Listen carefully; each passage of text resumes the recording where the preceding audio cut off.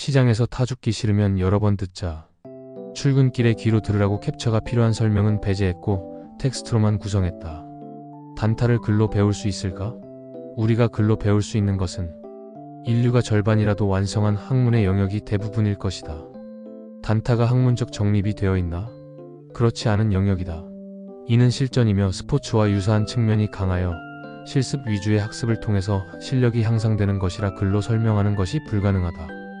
그럼에도 하지 말아야 하는 수많은 원칙이 존재하며 이 하지 말아야 할 수많은 원칙을 다 실행하면 자연스레 할 것만 남기에 하지 말아야 할 것에 대한 사고를 정립하고 시장을 본다면 오판이 최소화되어 자연스레 수익이 나오지 않을까 본다.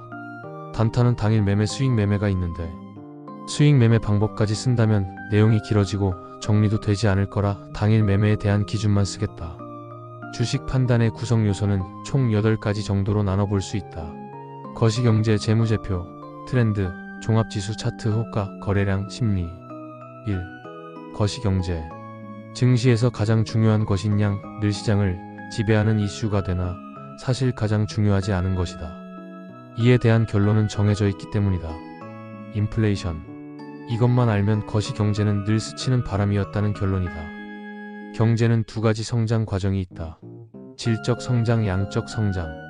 우리가 흔히 말하는 양적 성장이 나오고 있는 국가는 신흥국이나 개도국이며 질적 성장이 나오고 있는 국가를 선진국이라 한다.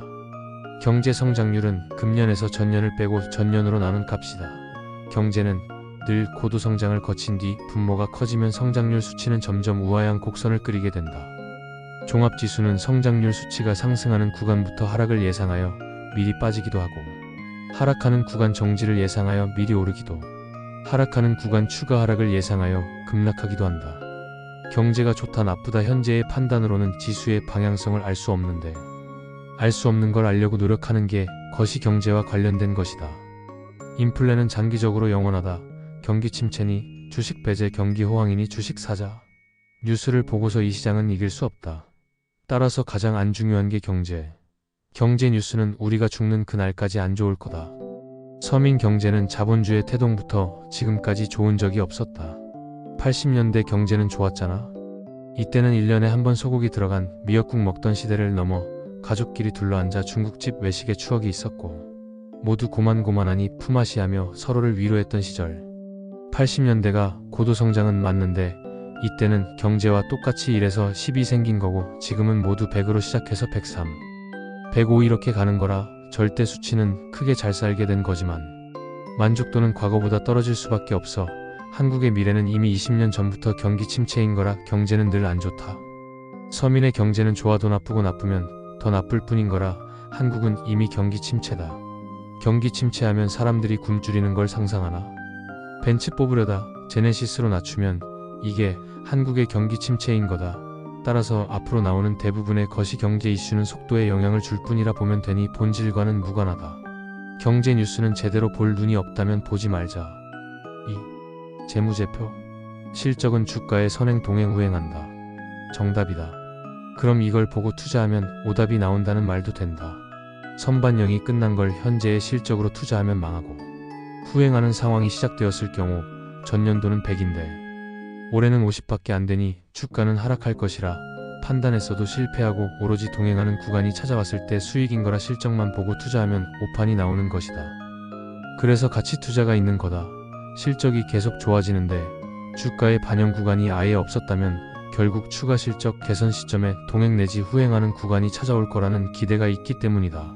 가치 투자는 본 글과 무관한 것이라 결론은 실적인가. 흑자 지속 기업이면 족하다. 물론 2도 1일 이상 오버나잇을 실행할 경우의 이야기고 당일이면 정리매매면 어떠냐. 먹고 나오면 될 뿐이지. 경제가 큰 틀이면 재무는 작은 틀로 단기 매매에서는 굉장히 하찮은 요소에 해당한다는 걸 인식하는 게 단타의 시작이다. 가치 투자는 좋은 거고 잡주 단타 홀딩은 나쁜 것인가? 가치 투자나 단타나 목적은 수익이다. 어떤 것도 범죄가 아니기에 목적은 모든 수단을 정당화한다. 최소한 주식 투자에서는 맞는 말이다. 그럼에도 모두가 재무에 빠져 있다. 이를 알 수 있는 대표적 지표는 삼성전자. 장투해야지. 지금 들어가면 5%는 먹겠는걸? 물리면 장롱에 투자. 구간별로 이 사고도 잦다. 이 사고의 시작은 삼성전자는 우량하니 안전하다라는 재무 판단이 가미된 사고다. 내가 보기에 편한, 내가 안전하다 생각하는 종목은 주식시장에서 단기에 큰 수익을 주지는 않는다. 모두 그렇게 생각하기 때문이고 시장의 공통 로직은 단기적으로 늘 공멸이었다. 따라서 단기 매매에서 재무는 고려의 대상이 아닌 살그머니 참고만 하고 주가와의 동행성이 곧장 나오지 않는 경우는 모두 삭제해야 할 것이다. 지금부터가 중요하다. 3. 트렌드. 홀딩 단타 불문하고 이걸 찾아야 한다. 시장은 늘 주도주가 있으며 이는 사회적 문제에서 시작된다. 사회적으로 큰 문제가 되어야 정부도 기업도 나서기 때문이다. 인류의 초고속 발전은 자연 생태계의 파괴라는 비용을 지불한 것이다. 이는 지구 환경에 중대한 변화를 만들었고 이대로 간다면 언젠간 인류는 멸망할 거다. 이게 2차 전지 상승의 이유다. AI 로봇, 글로벌 인구의 구조적 변화가 시작되었다. 우린 지금 이걸 인플레라는 이름으로 보고 있을 뿐인 건데 지금은 인플레는 아니다. 그냥 인구의 구조적 변화가 생겨 인력난이 발생한 것이고 이를 해결하려는 의지가 AI 로봇 테마로 드러난 것이다. 이게 증시 트렌드다. 사회적으로 발생한 문제를 해결하려는 사고. 국내와 국외가 만나면 메가 트렌드 단계까지 가는 것이고 이에 이르지 못하면 늘 단발성 테마가 되는 것이다. 이걸 찾는 게 핵심인데 홀딩으로 찾아내려면 인사이트가 필요하며 기준 같은 건 없다.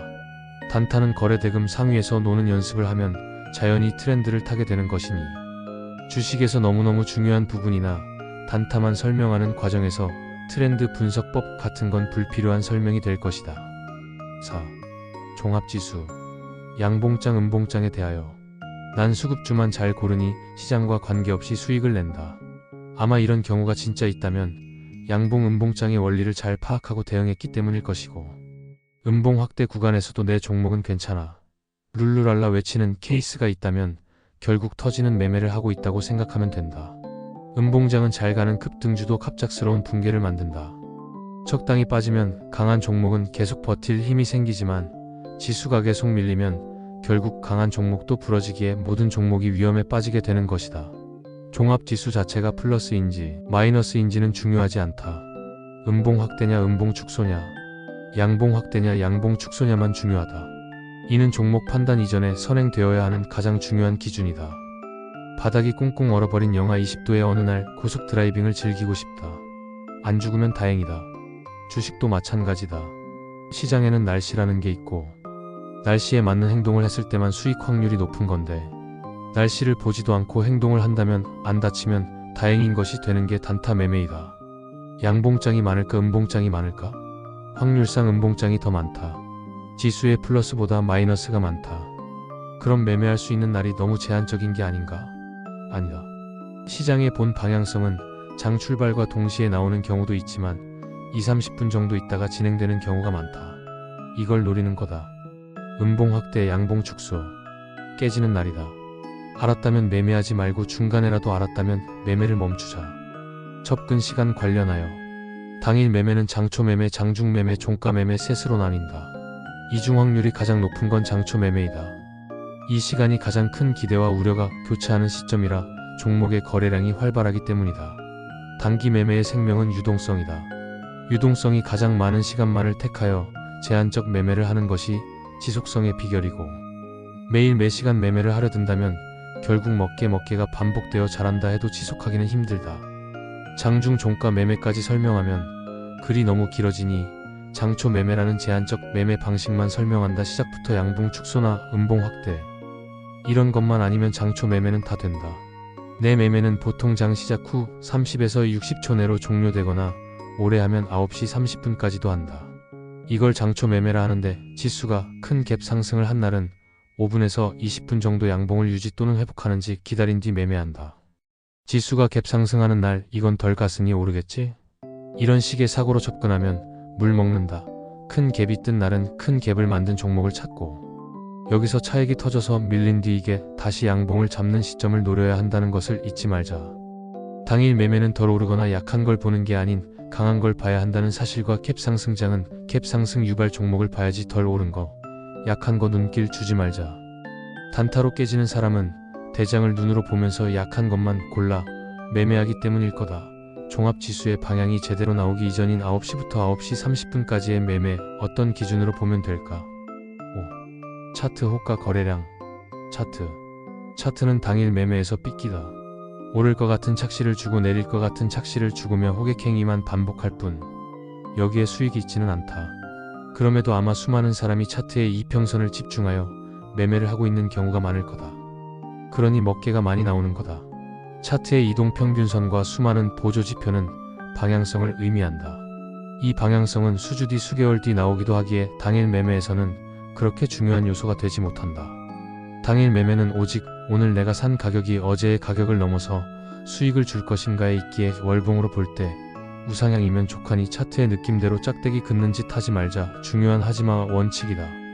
차트를 계속 보고 있으면 이 가격이면 지지하겠지 여기서 노니 버티면 돌파할 거야 현재 벌어지는 상황과 무관한 망상이 머리에 들어오기 시작하기에 차트상의 기술적 분석을 통해 단기 매매를 한다면 될 때가 있을 뿐 높은 확률을 지속하기는 힘들다.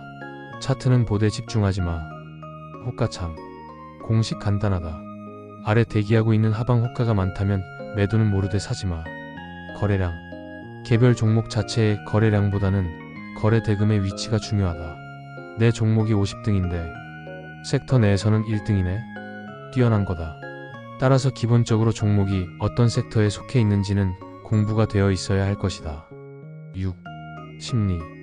단타를 하다 보면 매매에 중독된다. 날씨가 안 좋아도 밖에 나가려는 습성이 생긴다는 것이다. 내일은 또 내일의 태양이 뜨는 것이 주식시장이다. 이 부분에 대한 제어를 못하면 승률은 당연히 낮아진다. 장초 매매하다 깨진다던가 수익 확대를 위해 홀딩을 하고 있는데 두 자리 수익이던 종목이 장중 악재 발생으로 손실 전환하고 손절이 되었을 경우 멘탈이 심하게 훼손된다. 이를 복구하기 위해 매매를 하면 당일 최대 손실을 기록하는 날이 되기도 한다. 기술 위에 군림하는 것이 멘탈이다. 멘탈이 깨진 날은 주식을 바로 접자. 이상. 하지마와 관련된 기본 내용을 적은 것이고 기술적 분석 및 호기창 관련하여는 실시간 매매 영상 같은 것이 필요하다. 시간 되는 어느 날 만들어서 올리도록 한다.